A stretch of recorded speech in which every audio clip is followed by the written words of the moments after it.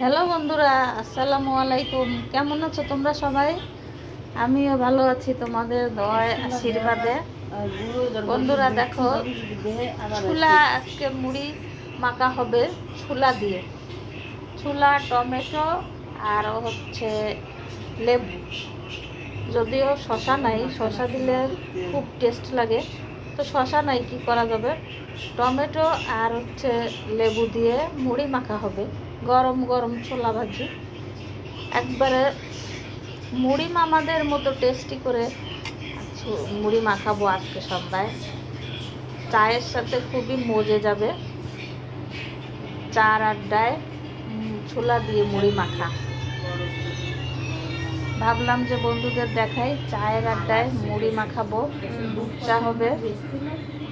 আর এই যে আমি টমেটো কাটতেছি, টমেটো দিয়ে ছোলা দিয়ে মুড়ি দিয়ে মাখায়ে সবাই চায়ের সাথে গরম গরম তোমরাও খেও বাসায়। যদিও আমি খাওয়াতে পারবো না তোমাদের, তাই এই জন্য দেখাচ্ছি যে তোমরাও খাও, আমি খাচ্ছি তোমরাও খাও, খুব ভালো লাগবে চায়ের সাথে।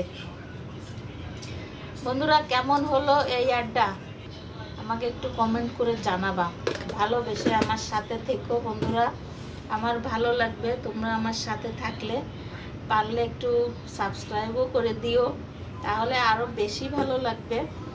তোমাদের নতুন বন্ধু আমি, সুন্দর করে আমি মাখাচ্ছি, তোমাদের দেখাচ্ছি, যখন যেমন পারি তেমন দেখাই, তোমাদের পাশে থাকি। তোমরাও ভালোবেসে আমার পাশে থেকো।